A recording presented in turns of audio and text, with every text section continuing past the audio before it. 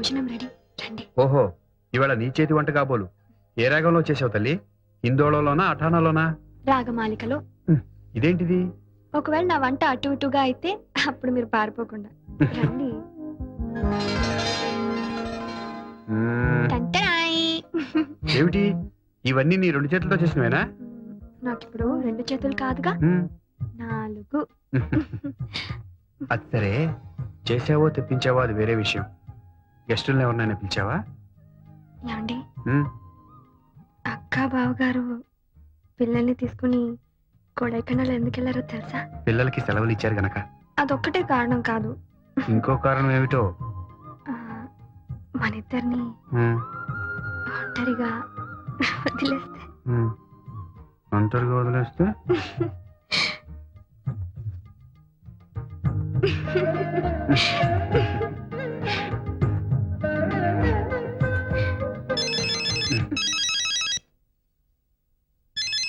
Phone వచ్చింది. Hello, ఉన్నారండి? Sorry అండి, ఇప్పుడు ఆయన ఇంకో డ్యూయట్ కంపోజింగ్ లో ఉన్నారు, చాలా బిజీగా ఉన్నారు. ఇది కూడా చాలా అర్జెంట్ అండి. ఏంటండి, మీది కూడా డ్యూయట్ అండి? చెప్తానండి. ఎవరు? రాజుగారేనా? వాళ్ళకి అర్జెంట్ గా ఒక పాట చేయాలి పాపం. అన్నయ్య ఊళ్ళో ఉన్నప్పుడే చేద్దాం అనుకుంటే. చాలా థ్యాంక్స్ అయ్యా. నువ్వు మొదటగా పాడిన పాట కుడికన్ను చాలా బాగుందయ్యా. మీ అమ్మగారు ఈ పాటని టేపు అరిగిపోయేలా వింటారనుకో. నువ్వేంటి ఇలా వచ్చావు? నీ పాటలే, నీ పేరు అందరికి తెలియాలని. తెలుపుకో. తీసుకోండి. ఇప్పుడే ఇచ్చారమ్మా. చందు, చాలా బాగా పాడానమ్మా.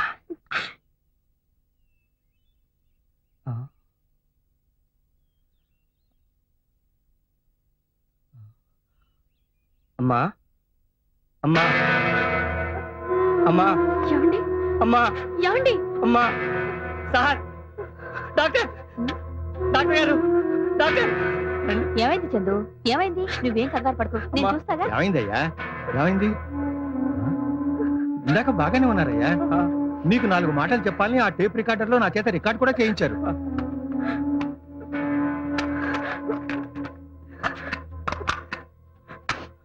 I'm sorry Chandu.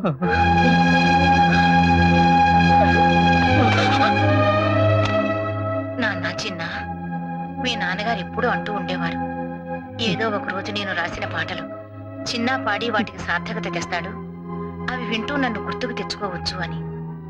అలాగే నీ పాట వింటూ ఉంటే మీ నాన్నగారు పదే పదే గుర్తుకొచ్చారు. ఆయన గారికి దూరంగా ఉండలేనేమోనన్న భయం పట్టుకుంది నాన్న. అలా నువ్వు కంట తడి పెడితే మా ఇద్దరి ఆత్మలకి శాంతి ఉండదు. బిడ్డ పేగు తెంచుకుని పుడుతూనే రోధిస్తూ అందరినీ పలకరిస్తాడు. కానీ నువ్వు పుట్టగానే నీ ఏడుపు కిరకిలా నవ్వుతున్నట్టు అనిపించిందని మీ బామ్మ మురిసిపోయింది. ఆ చిరునవ్వు చెరగనివ్వకే. అపజయాన్ని నవ్వుతూ ఎదిరించు, ఆశయాన్ని నవ్వుతూ జయించు. చివరి మాట, నా చావు ఎప్పుడొచ్చినా అదే నవ్వుతూనే ఒప్పేసుకో. ఏది? నవ్వు, నవ్వు నాన్న, నవ్వురా వేదవా.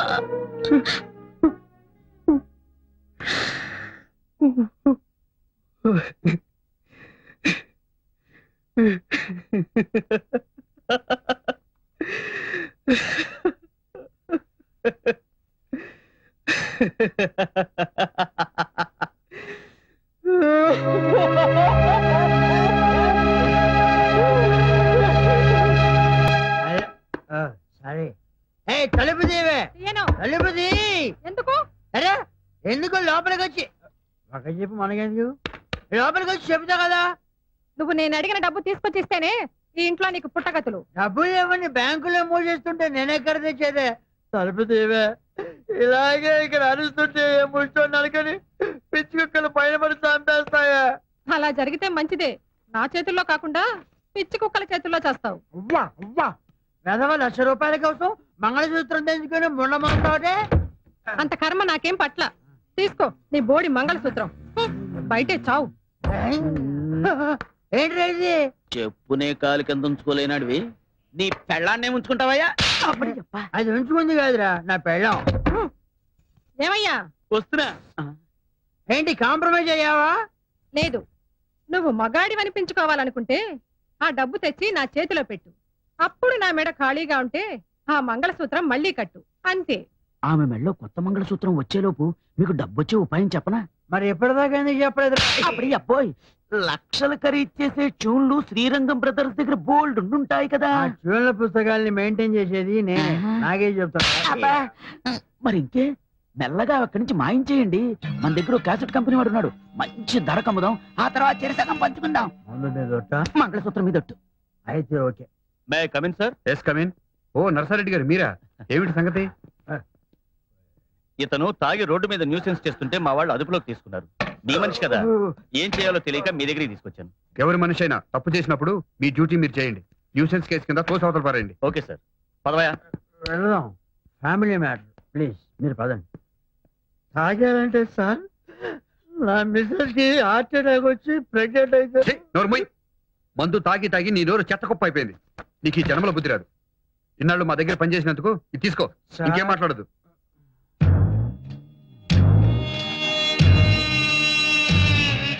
గురు బ్రహ్మ, గురు విష్ణు, గురుదేవ్ క్షమించండి గురుజీ. చూళ్ళు పుస్తకాలు నారాయణ నారాయణ నారాయణ.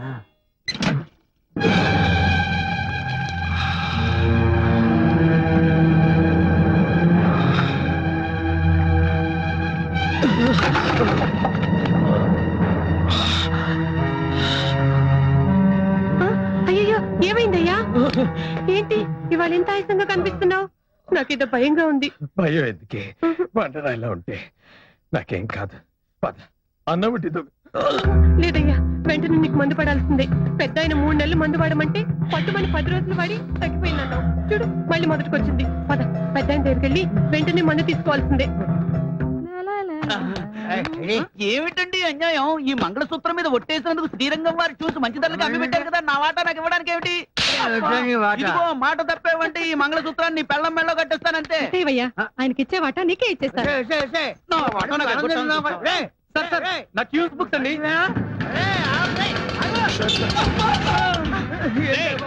ఏమయ్యా, నువ్వెక్కడికయ్యా? ఏంటయ్యా ఇలా పడిపోయావు? ఏం లేదండి, శ్రీరంగం వారి ట్యూన్స్ అమ్మి పెట్టడానికి ఒక బాగా ట్యూన్స్ కొట్టేసి నువ్వు అమ్మాలనుకుంటున్నావా?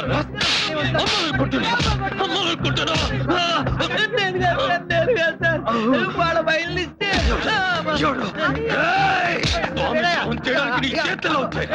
వాళ్ళ దగ్గర ఎన్ని సంవత్సరాలు పనిచేసి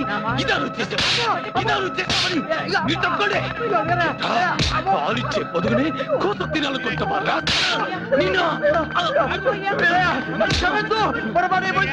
క్షమించాల్సింది నేను కాదు, పెద్దయ్యా. ఉండయ్యా, అయ్యో,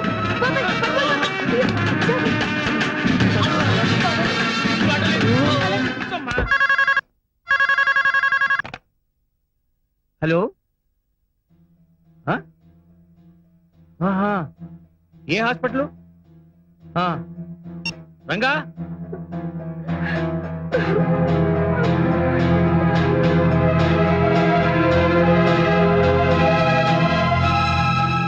అయిపోయింది బాబు గారు.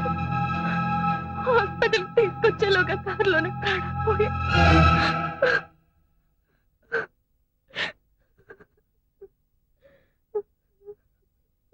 మేము ఎంతమంది ఉన్నా ఓదార్పు మాటలు చెప్పగలమే గాని నీకు సంభవించిన ఈ కష్టాన్ని ఎవరూ తీర్చలేము. ఈ సమయంలో నీకు మనోధైర్యాన్ని కలిగించమని ఆ భగవంతుని ప్రార్థించడం తప్ప మేము ఇంకేం చేయగలం? మనిషి అన్న తర్వాత ఏదో ఒక నడిపోవాల్సిందే. కానీ నా మావ మీ స్వర సంపద వేరే వాళ్ళ చేతుల్లో పడకుండా తన ప్రాణాలను ముడుపు కట్టాడు. ఇంతకంటే గొప్ప చావు ఎవరికి దక్కుతుంది బాబు?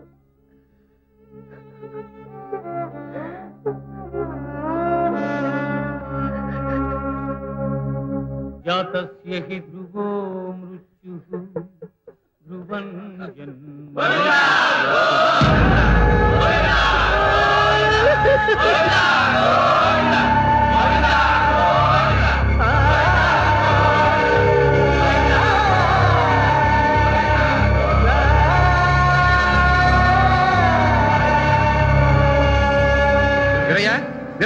నీకు శుభవార్త. ఏంటి బాబు?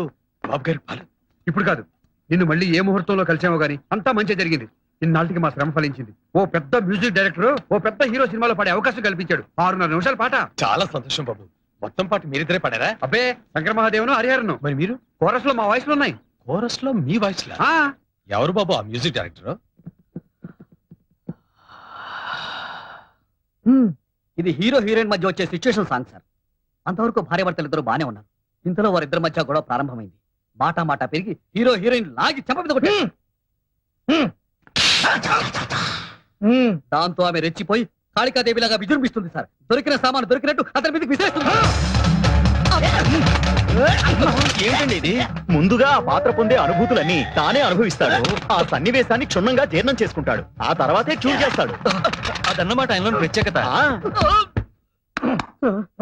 అంత గొడవ జరగడానికి ఏమీ లేదు సార్. వడ్ల గింజలో బియ్యపు గింజ.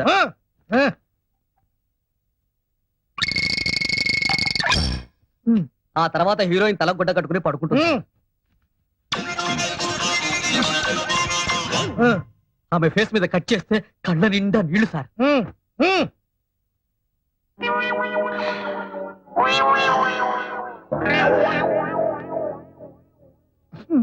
దుఃఖం పొంగుకొచ్చి బావురమంటుంది సార్. ఆ తర్వాత బ్యాక్గ్రౌండ్ సాంగ్ సార్.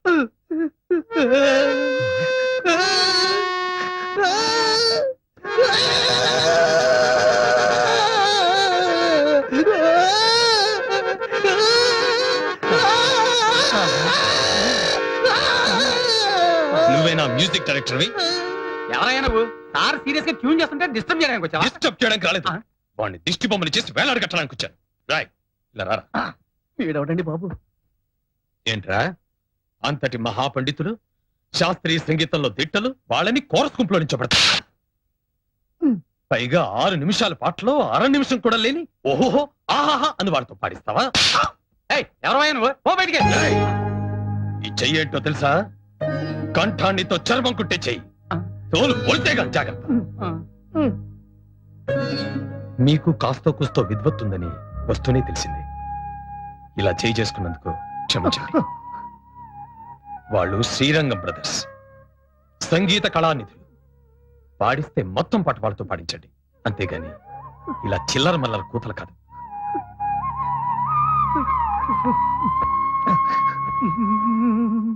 ఏమండోయ్? ₹1 తర్వాత ఇస్తాలేవయ్యా. ఏమండి, హ్మ్. మనం అమెరికా వెళ్తున్నాం తెలుసా? కదా బాబాయ్? అమెరికా ఏమిటి? అవును, వీలేరి? అరుకు ఏదో ఫోన్ చేయాలని అక్కడికి వెళ్ళారు. ఓ, ఏమండి, మన అమెరికా సంగతి ఏంటి? అబ్బా ఏమిటి ఇదో కొత్త పిచ్చా? ఏ రంగయ్య, ఏం బోధించావు తండ్రి? అది కాదు వీరయ్య. రాయ్యా, రా కూర్చో. నువ్వు చెప్పు బాబాయ్. ప్రతి 2 ఏళ్లకోసారి అమెరికాలో ఉన్న తెలుగు వాళ్ళందరూ కలిసి పెద్దగా 3 రోజులు సదస్సు చేస్తారు. దానికి గాను మన వాళ్ళలో ఉన్న గొప్ప కళాకారుల్ని వాళ్ళే తీసుకెళ్తారయ్యా. అందుకే మన నాటకం కూడా తీసుకెడుతున్నాం. సంగీతంలో కూడా ఆ, అలాగేనండి. మనం పాడిన పాటికి డబ్బులు రేపిస్తామన్నారు. రేపు ఏమిటి పెద్దయ్య, మీ బోటు వాడు ఈ చిల్లర మనుషుల దగ్గర పాడటం ఏంటి? ఏకంగా అమెరికాలోనే పాడదురు గాని. రండి ఏమిటి వీరయ్య ఈ ఆవేశం? రండి బాబు, నేను చెప్తాను. ఇక్కడికి. రండి. సార్, అరే లేలే, ఇంత పెద్ద నమస్కారం పెట్టాలా? కూర్చోండి. సార్, ఆ అన్నదమ్ముల గురించి ఇంత ప్రాధేయపడుతున్నానంటే వాళ్ళేదో అమెరికా చూస్తారని కాదు సార్. ఆ గంధర్వులు కురిపించే అమృతాన్ని అక్కడి మన వాళ్ళందరూ కూడా రుచి చూస్తారని. అలాగే మీరెంతగా చెబుతున్నారంటే వీళ్ళు మంచి విద్వాంసులే అయి ఉండాలి. తెలుగులో పద్యం విని చాలా రోజులైంది. ఏది కాస్త ఈ పద్యం వినిపించండి. నువ్వు పాడనయ్యా. పర్వాలేదు, పాడు. సమానమెవ్వరు నీకిల ఉమారమణ పాహి పాహి ఓయి శ్రీచరణ రమా వినోది వల్లభ నమామి స్వర సుమాభరణ నాద సదన శృతిధన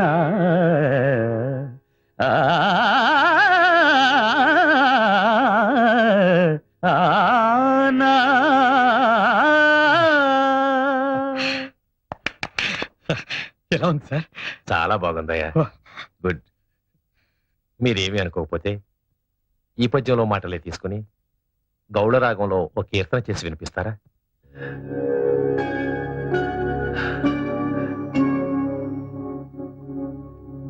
ఏమిటి విందామా? అలాగే.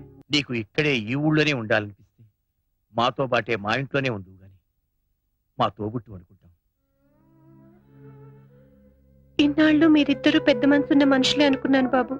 కానీ ఆనాడు మీరే ఆయన స్వయంగా సాగనంపినప్పుడు మనిషి రూపంలో ఉన్న దేవుళ్ళు అనిపించింది. ఈనాడు మీ తోబుట్టువుగా నన్ను మీ ఇంటికి రమ్మన్నప్పుడు మీరు ఆయన గుండెల్లో దాచుకున్న రామలక్ష్మణులే ఇక్కడ ప్రత్యక్షమైనట్లు అనిపిస్తుంది బాబు. ఈ జన్మకిది చాలు బాబు. ఆయన గుర్తుగా ఇక్కడే ఉంటాను. ఇలా కాలం గడిచిపోనివ్వండి. అవునండి, చందు గారు మేనేజర్ నే మాట్లాడుతున్నాను. ఏంటి అవునా కాదని కన్ఫర్మ్ చేసుకుంటున్నారా? చేసుకోండి ప్లీజ్. నా టైం మాత్రం వేస్ట్ చేయకండి. ఫోన్ పెట్టేసేయండి ప్లీజ్. சொல்லுங்க. ஒண்ணும் இல்லையம்மா, நாளைக்கு எங்களுக்கு ரெக்கார்டிங் தியேட்டர் கிடைச்சது. எப்படியாவது சந்திர சார் கால் ஷீட் அட்ஜஸ்ட் ஆச்சுன்னா. நாளைக்கா? ஆமா. Thursday 24th. ஆமா. அடடே, என்னம்மா நாளைக்கு ஃபுல் டே பிரைவேட் ஆல்பம் பண்றாரு. எப்படி அப்பா? எப்படியாவது தயவு செஞ்சு நாளைக்கு ஒரு கால் நீங்க கவலைப்படாதீங்க, நான் பாத்துக்கிறேன். പറയൂ. എന്റെ പടത്തേക്ക് സാർ മ്യൂസിക് ഡയറക്ഷൻ പടണം. ആദ്യത്തിൽ ഞാൻ തരാം. I see. എന്തായാലും അദ്ദേഹത്തോട് ഒരു പ്രാവശ്യം സംസാരിക്കട്ടെ. പടത്തിലെ പ്രധാന വേഷം യാർ മമ്മൂട്ടി സാറോ? I see. சரத்குமார் சார். அப்படியா? മമ്മൂട്ടി സാറോ? சரத்குமார் சார். മമ്മൂട്ടി സാറോ? சரத்குமார் சார். മമ്മൂട്ടി സാറോ? అయ్యో, కదలలే. ఓకే దీపక్ జీ, मैं బాంబే ఆకే గానా గాతా हूं. ఒక్క డేట్ ఇప్పించండి సార్ ప్లీజ్. కాదనకండి. మంది స్వదేశీ కంఠం, మీకు విదేశీ కంఠాలు ఉన్నాయి కదా. లేవని కాదు సార్, మొన్న ఒక పాటలో విలోచన అని ఉంటే వాడు విరోచన అని పాడాడు. మా తమిళ డైరెక్టర్ ఏమో ఓకే చేశాడు. హిందీ డాన్స్ డైరెక్టర్ ఏమో విరోచనానికి మూమెంట్స్ ఇచ్చాడు. అంతా భ్రష్టు పట్టిపోయింది సార్. మరి అప్పుడు మీరేమైపోయారు? ఏమవటం ఏంటి సార్, సినిమా బిజినెస్ లో పడి వాళ్ళ కాళ్ళు వీళ్ళ కాళ్ళు పట్టుకుంటూ ఉండిపోయాను. ఈ ఆఖరి పాట ఒకటి పాడి పెట్టారంటే గట్టెక్కేస్తాను. మీ రెమ్యునరేషన్ మీకు ఇచ్చేస్తాను పువ్వులో పెట్టి, బిజినెస్ అయ్యాక. అలాగేనండి. మీరు ఒక్క పైసా కూడా ఇవ్వక్కర్లేదు సార్. బుజ్జి, ఆయనకి డేట్లు చెప్పు. నమస్కారం. బాజీ. आप फिक्र मत करना, मैं देख लूंगी. ठीक है? శుక్రియా.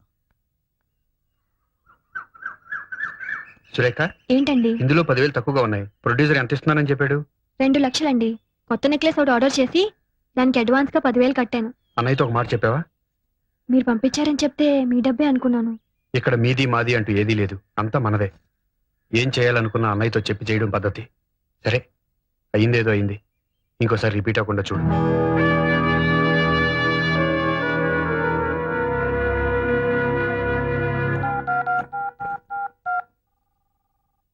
హలో. హలో. అమ్మా, నాన్న లేరా? ఏ, నాకు చెప్పకూడదా? చెప్పు. నాకు 10,000 అప్పుగా కావాలి. మీ ఆయన 2 చేతులా సంపాదిస్తున్నాడు. ఆఫ్టర్ ఆల్ 10,000 కూడా నీకంటూ లేవనమాట. ఆహా, ఎంత వైభవంగా ఉందే నీ కాపురం. మేడం, రంగా గారు ఉన్నారా? అన్నయ్య, ఇది శివరంజన్ రాగంలో. వద్దురా, అమృత వర్షం అయితేనే బాగుంటుంది. హ్మ్. తాళం నమస్కారం సార్. తీసుకురా. సారీ మిమ్మల్ని డిస్టర్బ్ చేస్తున్నట్టున్నాను. పర్వాలేదు, చెప్పండి. మీరు చేసిన పాట అది నీదని ఇది నాదని రాష్ట్ర ప్రభుత్వం నందేవాడ గెలుచుకుంటుంది. ఆ మాట వినగానే మీకు నమస్కారం పెట్టుకుందామని. అన్నయ్య ఉన్నారుగా. నమస్కారం సార్. పెద్ద ఫంక్షన్ చేసుకోబోయే ముందు మా ఆనందాన్ని మీతో పంచుకుందామని చిన్న సత్కారం. ఏమండి, హ్మ్. ఆ అవార్డు వచ్చిన పాట బావగా రూల్లో లేనప్పుడు మీరు చేసిందే కదా. ఆయన దండ మీకు కూడా వేసి గౌరవిస్తే బాగుండేది కదండి. శ్రీరామచంద్రుడు లాంటి అన్నయ్య చేత తమ్ముడు అని పిలిపించుకోవడమే నాకు దక్కే గొప్ప గౌరవం. దాన్ని దండాలు దండలు ఇవ్వలేవు. టాప్ 10 లో కూడా మన పాటే నంబర్ 1 గా వచ్చింది సార్. ఏదో ఇదంతా మీ కృషి. పొద్దున్న టీవీలో వచ్చిన టాప్ 10 ప్రోగ్రామ్ చూశాను. మీ ఆయన చేసిన పాట సూపర్ హిట్ అయి నెంబర్ 1 గా వచ్చిందిగా. ఆ ప్రొడ్యూసర్స్ మీ ఆయనకి ఏమిచ్చారేంటి? ఆ పెద్ద ఆయనకి పెద్ద పూలదండేసి రవ్వ లొంగర డైమండ్ రింగ్ ప్రెసెంట్ చేశారు. పెద్ద ఆయనకా? ఆయన తీసుకున్నారా? లక్షణంగా. బాగుంది. సొమ్మొకటిది సోకొకటిది అంటే ఇదే. కష్టపడేది మీ ఆయన, ఫలితం మాత్రం ఆ పెద్ద ఆయనకి. ఆహా, ఏం అనుభవిస్తున్నావే. నేను తెచ్చిన అమెరికా సంబంధాన్ని కాదని ఏరికొరి ఇష్టపడి మరీ చేసుకున్నావుగా. అనుభవించు. కారెక్కు డ్రాప్ చేస్తాను. అక్కర్లేదులే. ఇదిగో, నువ్వు పేరుకి మాత్రం శ్రీరంగం వారి కోడలివైనా ఆ ఇంట్లో ఉన్నంత కాలం 2nd క్లాస్ సిటిజన్ లా బ్రతకాల్సిందే. ఆ ఇంట్లో ఉన్నంత కాలం 2nd క్లాస్ సిటిజన్ లా బ్రతకాల్సిందే. ఏమో, చూస్తుంటే అలాగే అనిపిస్తుంది.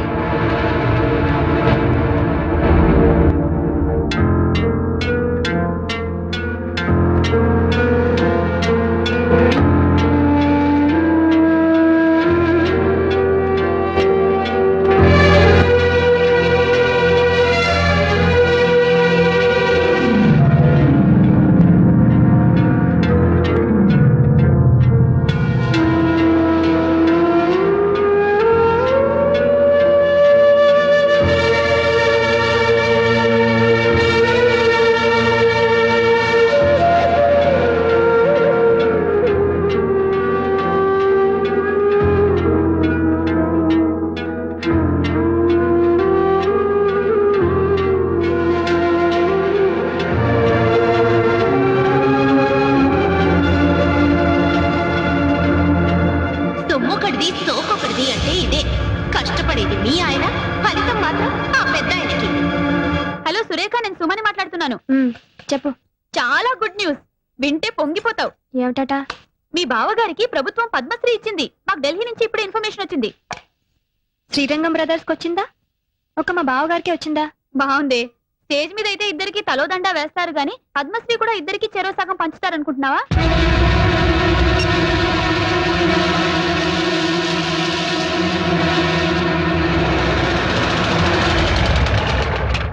సురేఖ, టీవీలో ఫ్లాష్ న్యూస్ వస్తుంది, వీరికి పద్మశ్రీ వచ్చిందని. అది చూడగానే ఇల్లంతా కోలాహలంగా ఉంటుందనుకున్నాను. ఇంత నిశ్శబ్దంగా ఉందేంటి? ఇంట్లో ఎవరు లేరా? బావగారు అక్క లోపలున్నారు. ఈయన గారేమో ఎగ్జామినర్ గా తిరుపతి వెళ్లారు. నువ్వు మూటా ముల్లే సర్దుకొని ఏ కాశీకు వెళ్ళకపోయావా? చూడు, ఆనాడు చెప్పాను, ఇప్పుడు చెప్తున్నాను. నువ్వు మీ ఆయన ఇంట్లో బానిసలేనే. ఆయనేమో అన్ని తనిచేసి ఆయనకొచ్చే సన్మానాలు, బిరుదులు అన్నగారికి త్యాగం చేయడం. నువ్వేమో ముష్టి 10,000 కావాలంటే వాళ్ళని వీళ్ళని దేబిరించడం. ఇదిగో, ఇప్పటికైనా కళ్ళు తెరుచుకొని వాళ్ళ అసలు రూపం ఏంటో తెలుసుకో. ఈ రొంపిలోంచి బయటపడి మీ ఆయన విలువేంటో నిరూపించుకో.